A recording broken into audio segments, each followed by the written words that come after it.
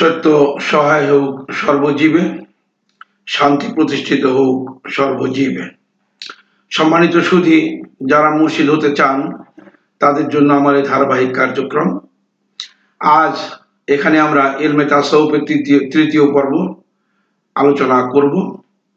তো ইলমে তাসাউফের তৃতীয় পর্বের বিষয় হচ্ছে, প্রথম উপাসনা হচ্ছে ঈমান। উপাসনার যে শ্রেণীবিন্যাস, শ্রেণীবিভাগ, তার প্রথম হচ্ছে ঈমান। আমরা ঈমান দিয়ে শুরু করতে চাচ্ছি। তো এখানে প্রথম প্রশ্ন হচ্ছে ঈমান কি? ঈমান শব্দের অর্থ কথিত আলেম সমাজ তারা বলেছেন ঈমান শব্দের আবিধানিক অর্থ হচ্ছে বিশ্বাস। আমরা সেভাবেই জানি বা এভাবেই মানুষ বোঝে। তো আল্লাহর উপরে বিশ্বাস করতে হবে প্রথম। এই আল্লাহর উপরে বিশ্বাস প্রসঙ্গ দিয়ে কিন্তু আমরা কেউই ইমানদার না বললেই চলে। খুব কম, রেয়ার দু একটা ইমানদার পাওয়া যেতে পারে, হিন্দু, মুসলিম, বৌদ্ধ, খ্রিস্টান সব মিলাই সবার মধ্য থেকে দু একজনকে পাওয়া যেতে পারে। কারণ ঈমান মানে বিশ্বাস।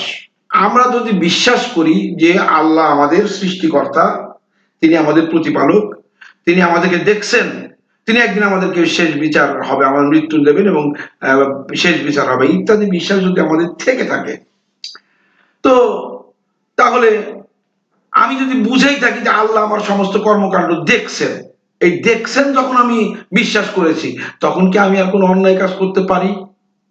পারি না। যতক্ষণ পর্যন্ত আমি বুঝি যে আমার এই কাজ কেউ দেখছে না। কারণ আমরা কোনো কাজ যখন করি তখন ওই কেউ দেখছে না বুঝেই কিন্তু কাজটা করি।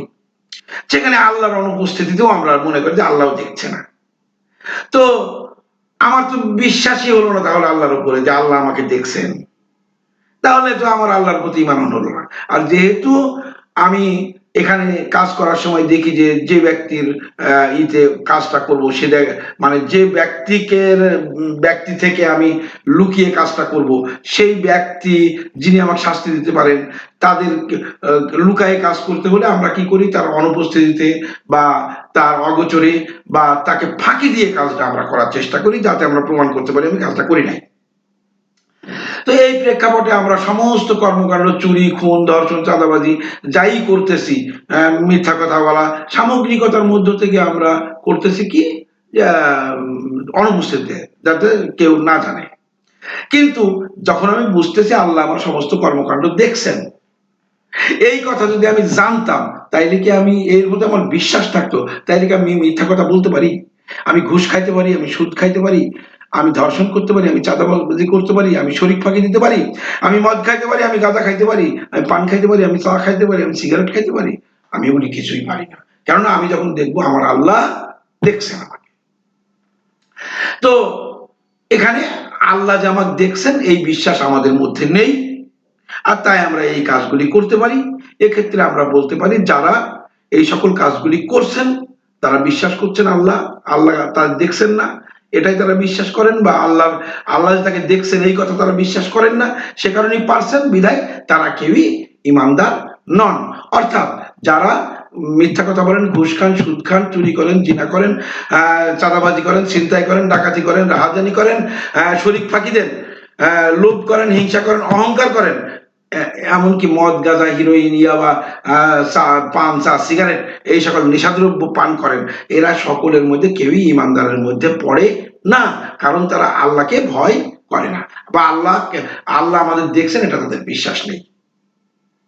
এটি হলো কথিত আলেম সমাজের অর্থের দিক দিয়ে। এবার মূলত ঈমান শব্দের অর্থ কি? মূলত ঈমান শব্দের অর্থ কি? আসলে আম শব্দের আবিধানিক অর্থ হচ্ছে নিরাপত্তা। আম, নিরাপত্তা। আর ঈমান মানে হচ্ছে যে উপাদান আমাদেরকে নিরাপত্তা দেয়, সেই উপাদানের নাম হচ্ছে ঈমান। আর যিনি নিরাপত্তা সত্তার মধ্য দিয়ে নিরাপদের আরবি হচ্ছে মামুন। মামুন মানে নিরাপদ। আর যিনি নিরাপদই, অর্থাৎ যে ব্যক্তি নিরাপদ হয়ে গেছেন, তাকে বলা হয় মুমিন। তো নিরাপত্তা সত্তা কি?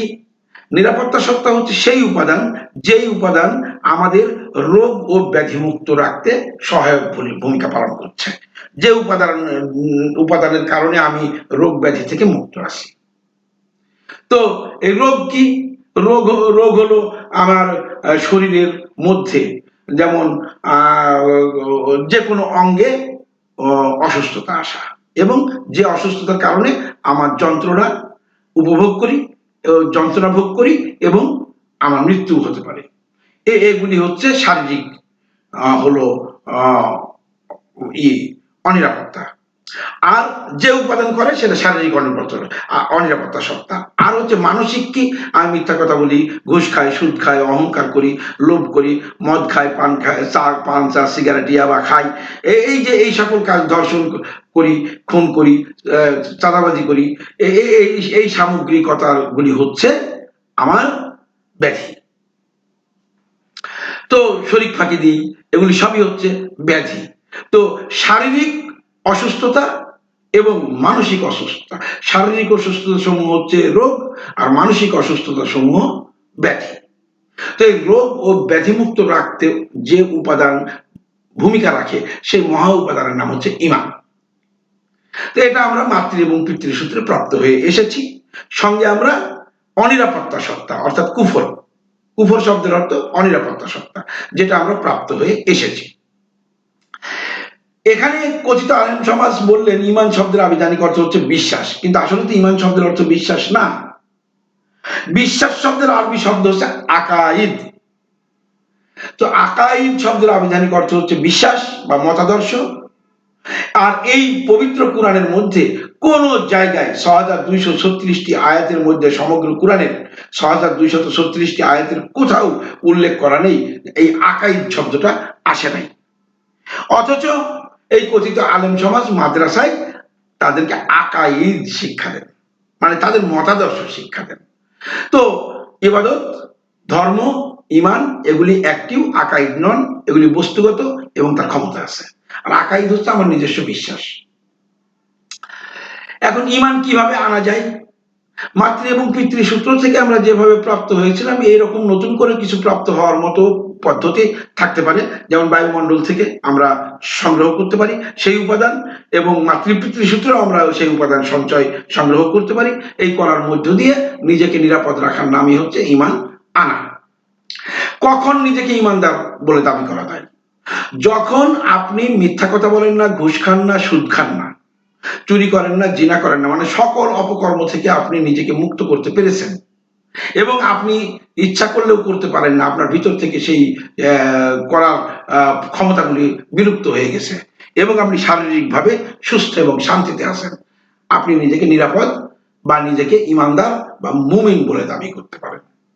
আর যদি আপনি এরকম নিরাপদ বা মুমিন হন, তাহলে আপনার জন্য আল্লাহ একটা সুসংবাদ দিয়েছেন। সেই সুসংবাদটি হলো, এখানে আমরা একটি আয়াত নিয়ে আলোচনা করব। আয়াতটি হচ্ছে সূরা বাকারা আয়াত নম্বর 25।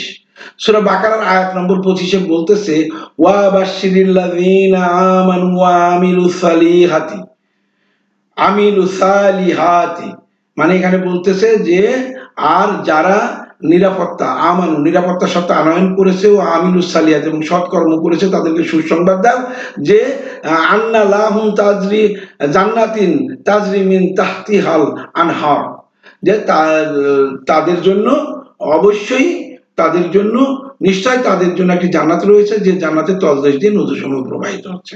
তাহলে যারা, এখানে লিখেছে যারা বিশ্বাস স্থাপনও করেছে, সৎ কার্যাবলী সম্পাদন করে থাকে, কিন্তু এখানে যারা নিরাপত্তা সত্তা এনেছে এবং সৎ হয়ে গেছে বা সৎ কার্যাবলী সম্পাদন করেছে, আমিলুস সালিহাতি, সৎ কার্যাবলী করে। কারণ নিরাপত্তা সত্তা ভিতরে প্রবেশ করলেই আপনি আস্তে আস্তে সৎ হয়ে যাবেন, এবং আপনার সমস্ত কর্মকাণ্ডের মধ্যে, চিন্তা, বাক্য এবং কর্মের মধ্যে সততা এসে যাবে। আর যখনই আপনার মধ্যে এই সততাগুলি এসে যাবে, তখনই আপনি বুঝবেন যে আপনার নিরাপত্তা সত্তা এসেছে বা আপনি মুমিন হতে বলেছেন। আর যখনই আপনি মুমিন, তখন আপনার কার্যাবলী সমস্ত কিছু সৎ হয়ে যাবে। আর যখনই আপনার সৎ হয়ে গেল, তখনই আপনি নিশ্চিত যে আল্লাহ রাব্বুল আলামিন কোরআন শরীফের মধ্যে পরিষ্কার করে দিল যে আপনার জন্য জান্নাত একটি সুসংবাদ দেয়া হয়েছে। এখানে নামাজ, রোজা, হজ, যাকাত এসব কোনো শর্ত দেয়া হয়নি। শর্তটা শুধু দেয়া হয়েছে যারা নিরাপত্তার সাথে আনয়ন করেছে এবং সৎ কার্যাবলী সম্পাদন করছে, তারাই জান্নাতে যাবে। তো এখানে আমাদের মৌলিক আলোচনা ছিল এটুকু যে ঈমান শব্দের আবিধানিক অর্থ হচ্ছে নিরাপত্তা সত্তা। এটা আমরা মাতৃ এবং পিতৃসূত্রে পেয়ে এসেছি এবং এই নিরাপত্তা সত্তা আমাদের শরীরের শারীরিক এবং মানসিক উভয় দিককে শান্তিতে রাখে বা নিরাপত্তা দেয়। আর যারা এই নিরাপত্তা সত্তা আনয়ন করেছে এবং সৎ কার্যাবলী সম্পাদন করতে শুরু করেছে, সৎ কার্যাবলী সম্পাদন করে, তারাই জান্নাতে যাবে। অতএব জান্নাতে যাওয়ার জন্য আপনার শুধু ঈমান আনয়ন এবং সৎ কাজ, এই দুটি বিষয়ের মধ্যে দিয়ে জান্নাতে যেতে পারবেন। তো এখন এই ঈমানের যে নিরাপত্তা সত্তা, ঈমান শব্দ নিয়ে, এই নিরাপত্তা সত্তাটা বস্তুতে কি, কিভাবে আনা যায়, কিভাবে ঈমানটা নষ্ট হয়ে যাচ্ছে, এই বিষয়টা নিয়ে আমি আলোচনা করতে চাই, কিন্তু আসলে অনলাইনে এইভাবে খোলামেলা আলোচনা সম্ভব নয়। এই বিষয়টি আলোচনার জন্য আপনাকে অবশ্যই আমি একটি পেজ, নতুন করে একটি সাইট করব, যার মধ্য দিয়ে গোপনে আপনাদের সাথে পাসওয়ার্ডের মাধ্যমে আপনাদের সাথে আলোচনা করতে পারি। সেই পেজে পাসওয়ার্ড দিয়ে প্রবেশ করবেন, করে আপনারা জানবেন, অথবা সরাসরি আমার সাথে সাক্ষাৎ করে আলোচনা করলে আমি হয়তো এই বিষয়গুলি আপনাদেরকে জানাতে পারবো। তো আজ এ পর্যন্তই। সকলের উপরে শান্তি প্রতিষ্ঠিত হোক, সত্য সহায় হোক সর্বজীবে।